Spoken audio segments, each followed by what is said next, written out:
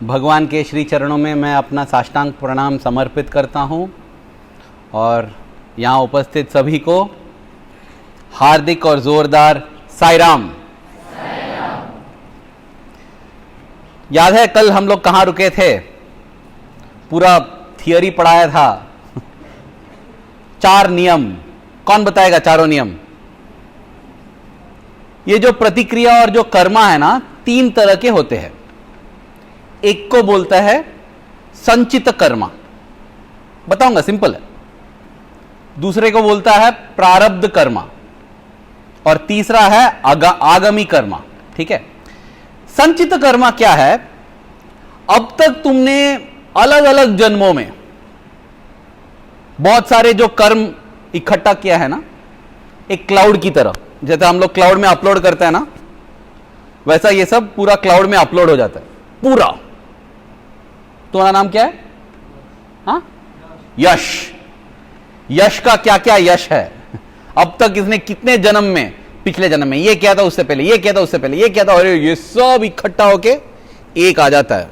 वो पूरा जो क्लाउड है तुम्हारा फुल लाइफ हिस्ट्री कर्मा का, उसे बोलते हैं संचित कर्मा। ठीक है, अभी यश जन्म लेने से पहले ना, यश की आत्मा जो है, अभी वो कर्म को चुकाना है ना, पूरा है संचित कर्मा।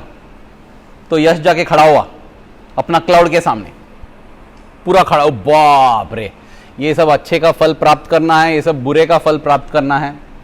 अभी यश को चूज करना है, वो चुन सकता है, इस जन्म में मैं इतना कर्म साफ कर दूंगा, क्योंकि मोक्ष कब मिलेगा?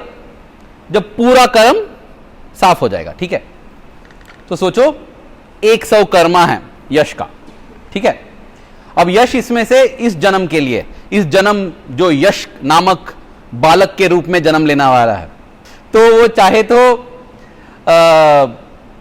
लड़के के रूप में जन्म ले सकता है, लड़की के रूप में। ठीक है, अमीर परिवार में या गरीब परिवार में, सब कर्म के अनुसार। ठीक है, जैसा उसका, तो वो चुनेगा। हाँ, अब ये 100 में से ना, ये 20 जो है, ये 20 में ले लूंगा और यश नामक बालक के रूप में जन्म लूंगा, और वो ऐसे जन्म लेगा जिससे वो ये सब कर्म को मिटा सकेगा। लेकिन क्या होता है ना, जब वो जन्म लेता है ये सब भूल जाता है। उसके बाद पूछता है क्यों मैं इतने गरीब परिवार में जन्म लिया? अरे तुमने ही चुना ये, क्योंकि तुम्हारा कर्म मिटाने के लिए ये सब करना है कि नहीं? लेकिन हम भूल जाते हैं और हमें लगता है देखो वो इतना नसीब वाला है, मैं बदनसीब हूं। हम लोग कोई बदनसीब नहीं है, हम लोग खुद चुन के आए हैं कि इस जन्म में क्या कर्म मिटाएंगे। हमारा उद्देश्य क्या है? इस जन्म में हम लोग ने 20 निकाल दिया, तो अभी कितना बचे? 80। Very good. तो यश का जब अवतार खत्म होगा, यश जब डैडी बनेगा, फिर दादा बनेगा, फिर तले जाएगा, फिर से ऊपर जाएगा, अपना क्लाउड देखेगा संचित कर्मा का। अब कितना? 80 बाकी है। अब 80 को निकालने के लिए बोलेगा हाँ ये 30 निकालूंगा, मैं गौरी के रूप में जन्म लूंगा एक अमीर परिवार में अभी। हाँ, तो यश बनेगा गौरी और 30 खत्म करेगा। उस जन्म के बाद फिर वापस जाएगा, कितना बचा रहेगा? 50। तो जो पूरा क्लाउड है ना, उसे बोलते हैं संचित कर्मा। उस क्लाउड में से जो निकाल के लाता है ना यश, उसको बोलते हैं प्रारब्ध कर्मा। समझ गए? क्योंकि देखो लिंगाष्टकम है, उसमें गाना गाया जाता है, संचित पाप विनाशक लिंगम तत्प्रणमामि सदा शिवलिंगम। मतलब लिंगाष्टकम करने से, जानते हैं, ब्रह्म मुरारी सुरार्चित लिंगम निर्मल भाषित शोभित लिंगम जन्मज दुख विनाशक लिंगम तत्प्रणमामि सदा शिवलिंगम। तो जन्मों जन्मों का दुख मिटा देता है, क्योंकि संचित कर्म को नाश कर देता है। लोग कहते हैं कि कुछ गुरुओं के पास वो शक्ति है जो प्रारब्ध कर्म को नाश करेगा। प्रारब्ध कर्म मतलब जो लेके आए हैं इस जन्म के। कुछ अवतारों भगवानों की शक्ति है कि वो संचित कर्म नाश करेंगे, लेकिन जो परिपूर्ण अवतार है ना, वो दोनों निकाल सकते हैं, दोनों साफ कर सकते हैं, संचित कर्म और प्रारब्ध कर्म।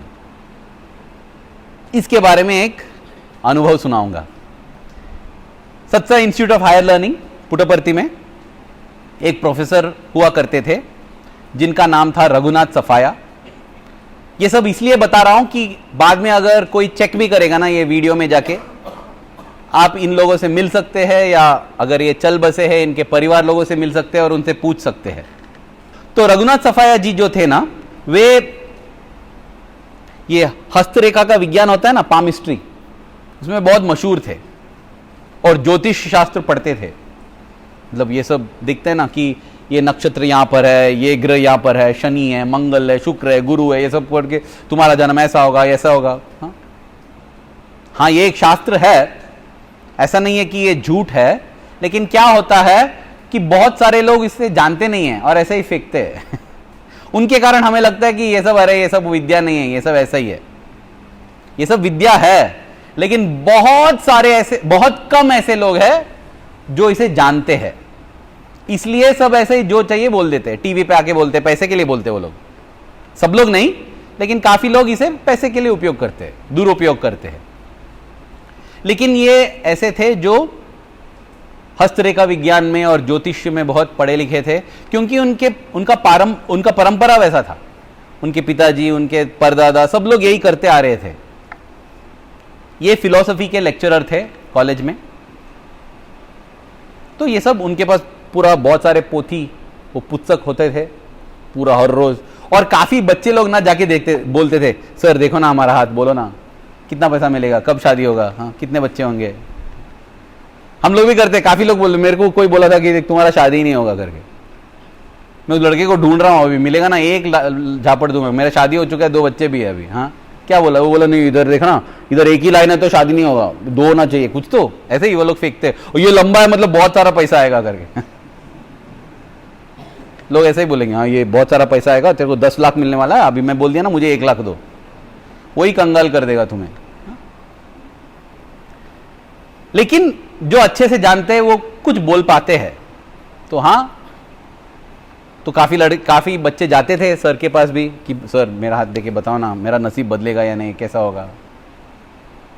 एक दिन जब एक सोनम करके एक भैया है, मतलब उनको मैं भैया बुलाता हूं, मेरे से काफी बड़े हैं, उन्होंने उधर वे भी स्टूडेंट थे स्वामी के 1980s में, 1980 में।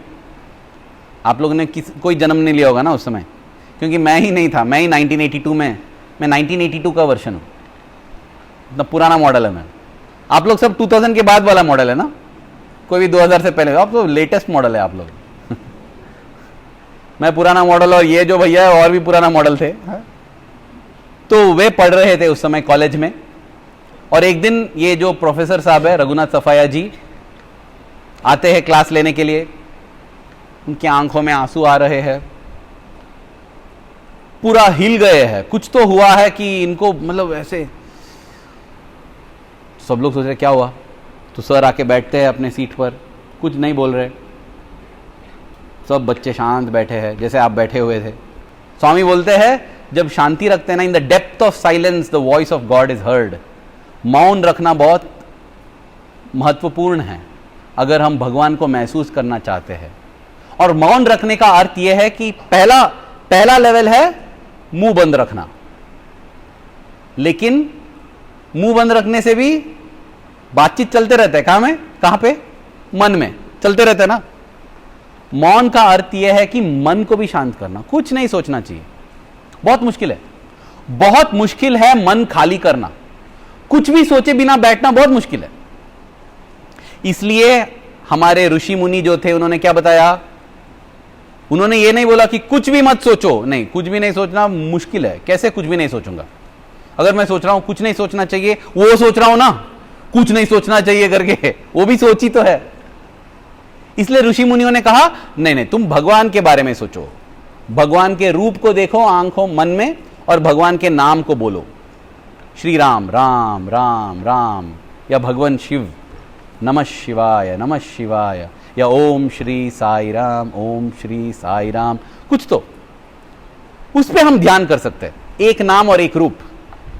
इसलिए हमें यह बताया गया है क्योंकि भगवान को महसूस करने के लिए मन खाली होना चाहिए। मन को खाली करना मुश्किल है, इसलिए 1000 विचारों के बदले एक विचार रखेंगे। क्या है वो विचार? भगवान का ही विचार, क्योंकि हम चाहते हैं कि भगवान को महसूस करें। इसी को ध्यान कहते हैं।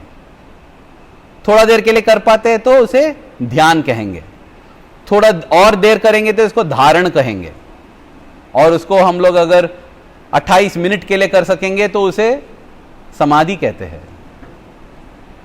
लेकिन 1 मिनट करना भी मुश्किल है, क्योंकि अगर मैं भगवान का भी नाम जप रहा हूं और भगवान को याद कर रहा हूं, उसके बीच में भी कुछ आएगा, क्योंकि नाकों से स्मेल आएगा, पनीर बन रहा लग रहा है ओम नमः शिवाय, पनीर है, हाँ।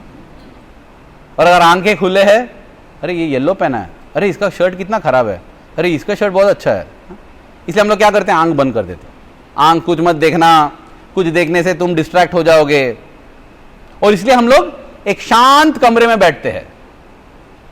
हाँ, नहीं तो इधर बैठा हूं, अरे आया मोर, आया क्या उधर वही होता है। इसलिए हम लोग ट्राई करते हैं कि शांत कमरे में बैठ जाओ। और इसलिए कि पनीर का वास ना आए, हम लोग अगरबत्ती जला देते हैं। अरे पनीर आएगा, मुझे मुंह से पानी निकलने लगे। देखो किस्सा, हमारे मन जो है ना इतना पावरफुल है।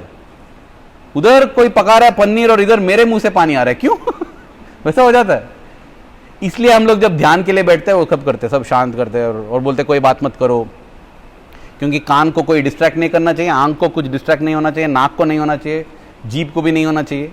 इसलिए जीभ से हम लोग नामस्मरण करते हैं और बैठते हैं। समझ गए? इतना मुश्किल है ध्यान करना। ध्यान पर हम लोग क्यों आए, कहां से आए? रघुनाथ सफाई जी का कहानी सुना रहा था ना, ठीक है, वापस चलता हूं वहां पर। तो रघुनाथ सफाई जी ऐसे बैठे हुए, सब लोग शांत बैठे। हाँ, शांति, इसलिए मैं बोल रहा था, शांति में भगवान महसूस कर सकते हैं हम लोग। सभी लोग शांत बैठे थे और रघुनाथ सफाई जी बताने लगे, आज सुबह मुझे स्वामी ने इंटरव्यू के लिए बुलाया, साक्षात्कार कक्ष में बुलाया, और उन्होंने पूछा मुझसे, बताओ तुम जानते हो तुम्हारा भविष्य में क्या होने वाला है? तो सर तो जानते हैं अपने हाथ के रेखाओं को। तो उन्होंने कहा, हाँ स्वामी, मेरे हाथ पे जो भी लिखा है ना वो होने वाला है, मैं जानता हूं। याद है कल मैंने पूछा था कि जिंदगी अपना मेहनत से होता है या किस्मत से? हाँ, जो लिखा है नसीब है। तो ये रघुनाथ सर जी तो मानते थे सब नसीब है, सब लिखा हुआ है स्वामी, सब लिखा हुआ है। तुम जानते हो क्या लिखा? हाँ, संचित कर्म प्रारब्ध कर्म है, सब नसीब है। क्योंकि मैं नहीं जानता हूं, मुझे लग रहा है कि मैं मेहनत कर रहा हूं, लेकिन ये सब मैं तय करके आया हूं। जैसे मैंने कहा ना, यश तय करके आया था, लेकिन अब यश नहीं जानता है। अब उससे पूछो, यश तुम क्या चुन के आए? मैं नहीं जानता हूं। तो क्या बोल रहा है, क्या क्या बकवास कर रहा है? मैं कुछ चुना नहीं, बस मैं जन्म लिया, मैं कुछ नहीं जानता हूं, है ना, कुछ नहीं जानता है ना लेकिन ऐसा ही बताया गया है हमारे शास्त्रों में कि हम कर्म लेके आते हैं, प्रारब्ध कर्म, इस जन्म में समाप्त करने के लिए। स्वामी ने उनसे कहा, देखो तुम अगर भगवान का शरणागत हो जाओगे ना, तुम्हारा ये सब कर्म मिट जाएगा। तो उन्होंने कुछ नहीं कहा, क्योंकि सोचते थे क्या है, क्या बता रहे। तो स्वामी ने उनका हाथ पकड़ लिया, दोनों हाथ घट से, और बोले, बताओ क्या तुम मानते हो कि शरणागत होने से तुम्हारा सब कर्म मिट जाएगा? तो वो सोच रहा था कि कैसे मिटेगा स्वामी, शरणागति मतलब, शरणागत होना मतलब क्या है? फिर स्वामी ने बोला, तुम जानते हो ना तुम्हारे हस्तरेखाएं क्या है? वो जानता है, जिंदगी भर देख के आया है अपने खुद के हाथ को। स्वामी फिर पूछे, अब अपने हाथ देखकर बताओ हस्तरेखाएं क्या कहते हैं? और फिर स्वामी उसके हाथ छोड़ते हैं, और जब रघुनाथ सफाई जी अपने हाथ देखते हैं ना, अरे छोटे भाइयों और बहनों, हाथ में एक भी रेखा नहीं है, एक भी नहीं, पूरा साफ है, खुद का हाथ पूरा साफ, समझ रहे हो, एक भी रेखा नहीं है। वो अपने हाथों को देख रहा है, दंग रह गए वो, और उन्होंने कहा स्वामी, तो बोले हाँ, अगर तुम भगवान के शरणागत हो जाओगे, सब साफ, संचित कर्म, प्रारब्ध कर्म, सब। उसने हाथ जोड़ लिया। फिर स्वामी उन्हें बताए, इसलिए भगवान का शरणागत हो जाओ। और फिर स्वामी ने ऐसे अपने हाथों से उनके हाथ पे मारा, फिर से रेखाएं आ गए हैं, लेकिन अब बदल गए हैं। स्वामी हमारे हस्त रेखाओं को बदल सकते हैं। हस्त रेखा बदलना मतलब हमारा नसीब बदलना, हमारा प्रारब्ध कर्म को बदलना, संचित कर्म को बदलना। भगवान को सब संभव है, लेकिन क्या होना चाहिए? शरणागत होना चाहिए, सरेंडर। शरणागति का अर्थ क्या है? सरेंडर का अर्थ क्या है? मैंने अभी अभी आपके छोटे भाई और बहनों को यही समझाया। शरणागति का एक महामंत्र है। आप उनसे पूछो, मैंने उनको जो कहानी सुनाया, लेकिन मंत्र आपको भी बताऊंगा, क्योंकि ये बहुत महत्वपूर्ण मंत्र है। वो मंत्र है कि जिंदगी में जो भी हो जाएगा ना, जो भी होने दो, आंख बंद करके भगवान को याद करके ये बोलना, ये मेरे भले के लिए है, ये मेरे भले के लिए है। कुछ दुखी चीज हो जाता है, निराश हो जाते हैं हम, तब निराश होने की कोई आवश्यकता नहीं है। सोचना चाहिए कि ये जो हो रहा है मेरा अच्छे के लिए हो रहा है, क्योंकि भगवान हमसे बहुत प्रेम करते हैं। भगवान बहुत शक्तिशाली है, जो चाहे कर सकते हैं, और हमसे बहुत प्रेम करते हैं। जो हमसे प्रेम करता है हमारे लिए अच्छा करता है या बुरा करता है? अच्छा ही करता है ना। तो भगवान हमसे प्रेम बहुत करते हैं, और भगवान बहुत शक्तिशाली है, मतलब जो चाहे कर सकते हैं। फिर भी अगर ऐसा कर रहे हैं, फिर भी मैं अगर एग्जाम में फेल हो गया हूं, फिर भी मैं खेल नहीं पा रहा हूं, फिर भी कुछ निराश हो रहा हूं, पिताजी या माताजी चल बसे, या कोई बीमार हो गया, या कुछ भी जो चाहे हो जाए ना, ये अच्छे के लिए हो रहा है। ऐसे सोच के हमें अपना विश्वास बने रखना चाहिए। इसको बोलते हैं शरणागति। और स्वामी बोलते हैं, तुम अगर भगवान के शरणागत हो जाओगे तो तुम्हारा सब प्रारब्ध और संचित कर्म मिट जाएगा, मिट जाएगा। संचित कर्म और प्रारब्ध कर्म मिट जाएगा, और तुम मुक्ति पाओगे। मुक्ति मतलब सुख और शांति।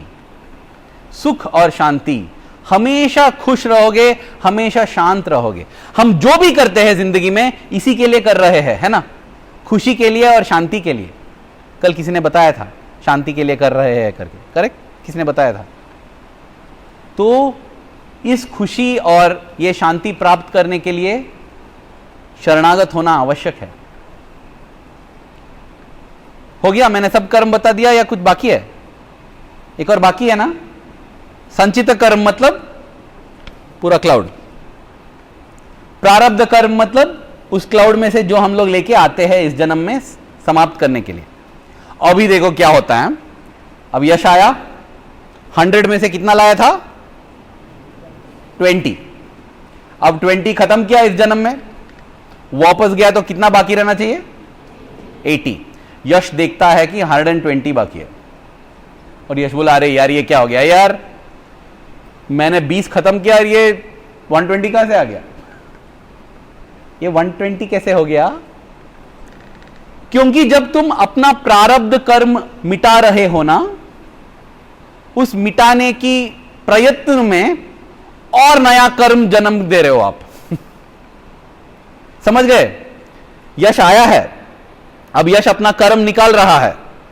उस कर्म निकालते समय और भी कर्म बना रहा है, प्रतिक्रिया, क्योंकि क्रिया प्रतिक्रिया होता है ना। और वो प्रतिक्रिया जितना वो मिटा रहा है ना, उससे ज्यादा बना रहा है। इसलिए जब खत्म करके जाता है तो ऊपर 100 के बदले 120 होता है। फिर 120 में से 30 निकाल के गौरी के रूप में जाता है, और गौरी खत्म करके, अवतार खत्म करके ऊपर आता है तो 120 अब 150 बन गया है। इसलिए आदि शंकराचार्य जी कहते थे, पुनरपि जननम पुनरपि मरणं पुनरपि जननम, पुनरपि मरणं पुनरपि जननी जठरे शयनम। फिर से मरो फिर से जन्म लो, फिर से मरो फिर से जन्म लो। कहां? मां के कोख में। जननी जठरे शयनम। इह संसारे बहु दुस्तारे कृपया पारे पाहि मुरारे, भज गोविंदम भज गोविंदम गोविंदम भज मूढ़मते। आदि शंकराचार्य जी ये कहते हैं कि हम नहीं जानते कैसे कर्म को करना चाहिए, इसलिए कर्म करते समय हम और कर्म का जन्म दे रहे हैं, इसलिए हमें फिर से आना पड़ेगा, फिर से आना पड़ेगा, फिर से आना पड़ेगा, जन्म जन्म आना पड़ेगा। हां, भगवान अपने दया और कृपा से हमारा संचित कर्म और प्रारब्ध कर्म मिटा देंगे, लेकिन जो ये हम लोग जन्म देते हैं ना, इसको कहते हैं आगामी कर्म। क्या बोलते हैं? आगामी कर्म। ये आगामी कर्म जाके संचित कर्म को ऐड करता है। तो सोचो, हम लोग अगर शरणागत हो गए और भगवान ने हमारा संचित कर्म और प्रारब्ध कर्म दोनों मिटा दिया, फिर भी हम आगामी कर्म को बना के फिर से जन्म लेना पड़ेगा। कैसे मिटाए ये आगामी कर्म? इसलिए स्वामी कहते हैं love all serve all, help ever hurt never. ये करने से ना, हम जो भी कर रहे हैं अगर इसको मन में रख के करते हैं ना, तो आगामी कर्म नहीं बनेगा। Love all serve all, help ever hurt never, बहुत सिंपल है। कभी कभी ना इतना सिंपल लगता है तो हमें लगता है ये क्या है, ये तो ऐसा ही सेइंग। नहीं नहीं, अष्टादश पुराणेषु व्यासस्य वचनद्वयम् परोपकाराय पुण्याय पापाय परपीडनम। इसका अर्थ यह है संस्कृत में, अष्टादश पुराणेषु, 18 पुराणों में से, 18 इन पुराणों को इकट्ठा किसने किया? महर्षि वेदव्यास ने। व्यासस्य वचनद्वयम्, ये पूरा 18 पुराणों को इकट्ठा करके महर्षि वेदव्यास ने कहा कि इन पूरे पुराणों में क्या रहस्य लिखा गया है? 2 ही वाक्य है। व्यासस्य वचनद्वयम्, उनके वाक्य 2 है। क्या है ये 2 वाक्य? परोपकाराय पुण्याय, मतलब परोपकार करो, दूसरों को उपकार करो, हेल्प एवर। पापाय परपीडनम, दूसरों को पीड़ा मत दो, वो पाप है। Hurt never. देखा, जो सभी पुराणों को पढ़कर उनको समझकर वेदव्यास जी ने कहा, अरे कलियुग के वासियों, तुम लोग के पास टाइम नहीं होगा पूरा 18 पुराण पढ़ने के लिए, इसलिए मैं कहता हूं बस ये 2 वाक्य का पालन करो, तुम्हारा आगामी कर्म नहीं बनेगा। लेकिन स्वामी जानते हैं कि हम संस्कृत भी नहीं जानते और वो 2 वाक्य भी नहीं पढ़ पाएंगे, अगर पढ़ेंगे तो समझ भी नहीं पाएंगे, इसलिए स्वामी ने सिंपल वर्ड्स में दे दिया, help ever hurt never, love all serve all. सबको प्रेम करो, सबकी सेवा करो। मैं क्यों ये बता रहा हूं? क्योंकि जब हम सेवा करते हैं ना, हम सोचते हैं कि हम कुछ उपकार कर रहे हैं दूसरों पर, लेकिन सच की बात यह है कि जब हम दूसरों की सेवा करते हैं, हम खुद का उपकार कर रहे हैं। हम ये कर रहे हैं ताकि हमारा कोई आगामी कर्म न बने और हमें संतुष्टि, आनंद और शांति प्राप्त हो। जब 1991 में 1991 में स्वामी सुपर स्पेशलिटी हॉस्पिटल बनाए पुट्टपर्ती में, और स्वामी ने कहा यहां पर सभी को सब तरह के प्रॉब्लम्स के लिए चिकित्सा मुफ्त होगा। उसके बाद क्या होने लगा, हर एक स्टेट से, गुजरात, कर्नाटका, महाराष्ट्र, उड़ीसा, बंगाल, मध्य प्रदेश, तमिलनाडु, केरला, सभी जगह से अगर कोई मरीज है, किसी को सर्जरी की आवश्यकता है, तो वहां के सत्यसाई संगठन के जो प्रेसिडेंट होते थे या कोऑर्डिनेटर होते थे, सब लोग बोलते थे, अरे तुम घबराओ मत, जाओ पुट्टपर्ती, ये लो टिकट, जाओ पुट्टपर्ती के हॉस्पिटल में इलाज हो जाएगा। ठीक है। इससे क्या होने लगा, पुट्टपर्ती के हॉस्पिटल में इतना भीड़ लगने लगा। उधर तो सिर्फ 3-4 होंगे ऑपरेशन थिएटर, 10-15 होंगे डॉक्टर, दिन में इतने ही सर्जरी कर सकते हैं, लेकिन इतने मरीज आ गए, इतने पेशेंट आ गए हैं। तो एक दिन स्वामी ने सभी जो थे ना, स्टेट प्रेसिडेंट, डिस्ट्रिक्ट प्रेसिडेंट, सभी को स्वामी ने अंदर बुलाया और स्वामी उनसे बात करने लगे। स्वामी उनसे कहा कि देखो, तुम लोग अपने अपने जगह से जो भी मरीज है ना, सबको तुम यहां भेज रहे हो हॉस्पिटल में चिकित्सा के लिए, और यहां तो इतना बड़ा लाइन लग रहा है, वो लोग चिकित्सा नहीं कर पा रहे। तो पेशेंट को बोला जा रहा है तुम 20 दिन के बाद तुम्हारा सर्जरी है, 30 दिन के बाद, 40 दिन, 300 दिन का वेटिंग लिस्ट लग चुका है। अब ये मरीज क्या करेंगे? वो लोग मंदिर आते हैं और बैठते हैं और सोचते हैं स्वामी हमें ठीक कर दो ना, क्योंकि 300 दिन, 400 दिन मतलब 1 साल से ज्यादा रुकना पड़ेगा, तब तक क्या होगा? क्योंकि ये लाइन लग चुका है, इतना बड़ा लाइन है। तो स्वामी बोलते हैं कि अभी सब लोग मंदिर में आके मुझसे बोल रहे हैं इलाज करो करके। और स्वामी फिर समझाते हैं कि ये नहीं कि मैं इलाज करने के लिए, मैं इलाज करूंगा उनका, लेकिन मैं उनका पुण्य का बैलेंस देखता हूं, इसलिए उन्हें सीधा यहां मत भेजो, उनको बोलो थोड़ा भजन करने के लिए, थोड़ा सेवा करने के लिए उनको बोलो। भजन करने से, सेवा करने से उनका जो आध्यात्मिक बैलेंस है ना वो बढ़ जाएगा, उनका पुण्य का बैलेंस है वो बढ़ जाएगा, फिर उन्हें यहां भेजो, मैं उनका इलाज कर दूंगा। और बहुत सारे लोगों का स्वामी ने ऐसा इलाज कर दिया। अभी टाइम नहीं है, नहीं तो मैं बताता था। मेरे पिताजी को स्वयं ना हार्ट अटैक हुआ था और डॉक्टर बोले थे कि करना है अभी सर्जरी। मैंने जब स्वामी से कहा, स्वामी बोले नहीं नहीं नहीं, कुछ नहीं है, पेट में दर्द है बस। क्या पेट में दर्द है? फिर दूसरा हार्ट अटैक हुआ। लेकिन भगवान की जो शक्ति है ना, अपरंपार है। डॉक्टर बोल रहे हैं कि यहां 2 हार्ट अटैक हुआ है, स्वामी बोल रहे हैं नहीं वो पेट का दर्द है, नहीं चाहिए ऑपरेशन। डॉक्टर बोल रहे सर्जरी करना है। किसका बात मानूं मैं? बोलो किसका बात मानूं? क्योंकि उधर मेरे पिताजी का जान है हथेली पर, कुछ हो जाएगा। मैंने सोचा कि मैं अपने विश्वास रखूंगा भगवान में। पिताजी का सर्जरी नहीं हुआ, मैं उन्हें मंदिर ले आया, क्योंकि पिताजी ने जिंदगी में बहुत सेवा किया है, बहुत सेवा किया है। और स्वामी ने पिताजी से कहा, अरे जब तक स्वामी तुम्हारे दिल में है, तुम्हारे दिल को कुछ नहीं होगा। ये 2009 में था। 2022 में 13 साल बाद मेरा पिताजी का देहांत हुआ कैंसर के कारण। वो एक और कहानी है। बहुत शांत रूप से चल बसे। जब लोगों का मरने का समय आता है ना, वो लोग इतना घबरा जाते हैं, इतना डर लगता है, इतना दर्द होता है, वो लोग रोने लगते हैं। पिताजी इतने शांत रूप से गए, जैसे कोई त्योहार मना रहे हैं वैसे गए।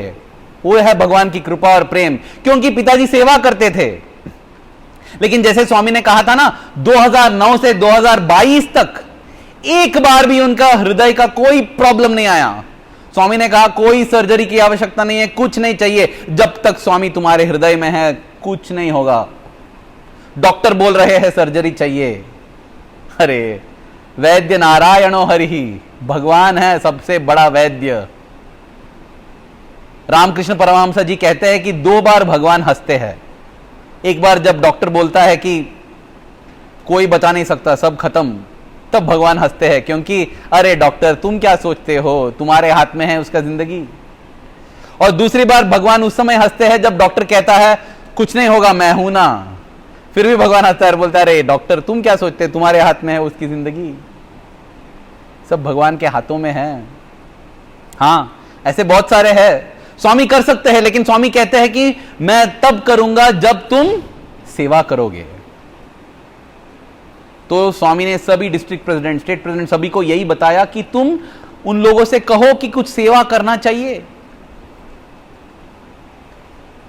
और मध्य प्रदेश, उधर national thermal power corporation NTPC करके एक जगह है, वहां पर बहुत सारे लोग हैं। वहां एक कृष्णन अंकल करके तमिलनाडु के व्यक्ति है, वहां रहते थे, वहां मैनेजर थे। उनके घर में काम करने वाला आदमी था, उसका नाम मैं नहीं जानता हूं, बस बुलाने के लिए उनको रमेश बुलाऊंगा मैं। तो रमेश जी काम करते थे उनके घर में, उनके आंखों में कुछ प्रॉब्लम आ गया, उनके आंखों की रोशनी चली जा रही है और ऑपरेशन कराना है तो उसके लिए 4 लाख लगेंगे। 4 लाख इनके पास नहीं है, ये उस जमाने का 1990s का है। 4 लाख तो बहुत बड़ा रकम था, कृष्णन अंकल के पास भी नहीं है उतना। और वो पूछता है मैं क्या करूं।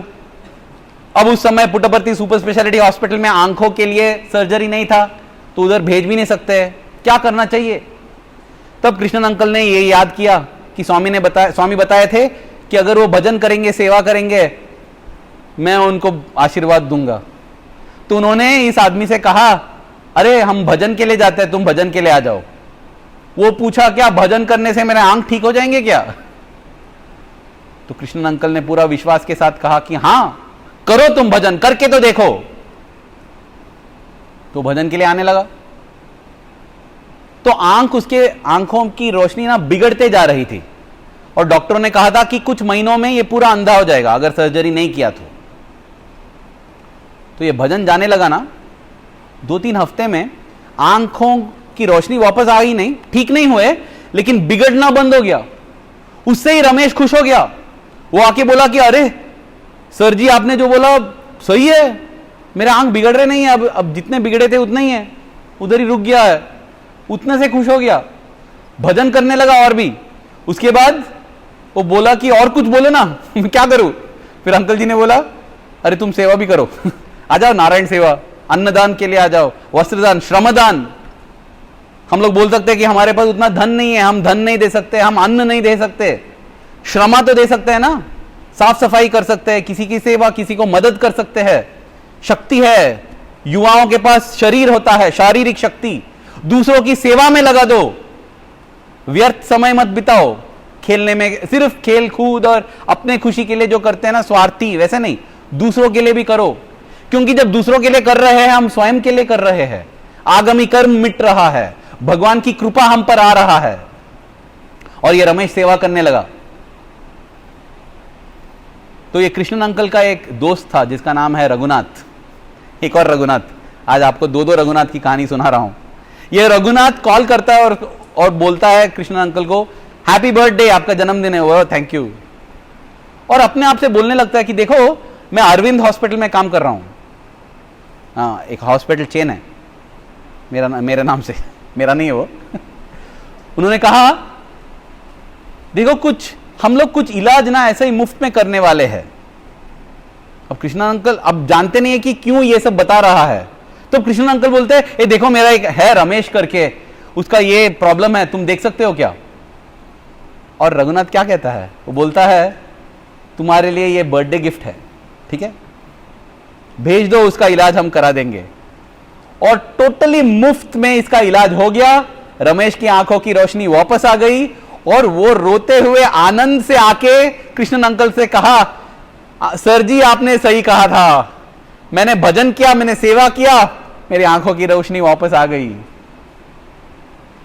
यह है सेवा की शक्ति, यह है भजन की शक्ति, यह है निस्वार्थ बनने की शक्ति, यह है हेल्प एवर हर्ट नेवर की शक्ति, यह है लव ऑल सर्व ऑल की शक्ति। और आज मैं आपको यह समझाना चाहता था कि देखो हां, जिंदगी में जो होता है ना वो नसीब से होता है। जो है संचित कर्म उसी को प्रारब्ध के रूप में लेके आते हैं। लेकिन उस नसीब को किसने बनाया? हम नहीं बनाया है अपने पिछले जन्मों में। तो हां, इस जन्म के लिए वो नसीब है, लेकिन हमारे आत्मा के लिए वो सब कार्य का, क्रिया का प्रतिक्रिया ही है। तो कर्म दोनों है, नसीब भी है और क्रिया भी है। हम लोग क्रिया से नसीब बदल सकते हैं, हम लोग क्रिया से भगवान का प्रेम और आशीर्वाद प्राप्त कर सकते हैं, जिससे वो संचित कर्म, प्रारब्ध कर्म मिटा देंगे। और सेवा से ये देखभाल कर सकते हैं कि आगामी कर्म भी नहीं बनेगा। और ये करने से हम हमारे जिंदगी में संतुष्टि, आनंद और शांति प्राप्त कर सकेंगे। समझ में आया? 3 कर्म और 4 नियम, ये तुम याद रखना, बहुत महत्वपूर्ण है। क्योंकि मैं ये सब समझा जब मैं 30 साल का बना, तब तक मैं ये सब जानता ही नहीं था। आप लोग का भाग्य है कि आपको एटलीस्ट पता चला है दिमाग में। अब ये एक्सपेरिमेंट करके देखो, स्वयं देखो, तुम देखोगे कि तुम जितना सेवा करते हो ना, हमें लगता है कि जो मेरे लिए कर रहा हूं उससे मुझे आनंद मिल रहा है। एक बार दूसरों के लिए करके देखो, उससे क्या आनंद मिलता है। इतना आनंद मिलता है कि उसके बाद किसी और को बोलने की जरूरत ही नहीं है कि तुम दूसरों की सेवा करो, तुम स्वयं जाके करोगे, क्योंकि तुम जानोगे कि दूसरों की सेवा करने से कितना आनंद मुझे प्राप्त होता है। मैं भगवान से यह प्रार्थना करता हूं कि वो हमें ये बुद्धि दे ये समझने के लिए कि दूसरों की सेवा में हमारी खुशी है, दूसरों की सेवा में हमारी शांति और आनंद है। और ये भी प्रार्थना करता हूं स्वामी, आपके प्रति हमारे हृदय में जो प्रेम है ना, वो हर क्षण बढ़ते ही रहना चाहिए। धन्यवाद। जय साई राम।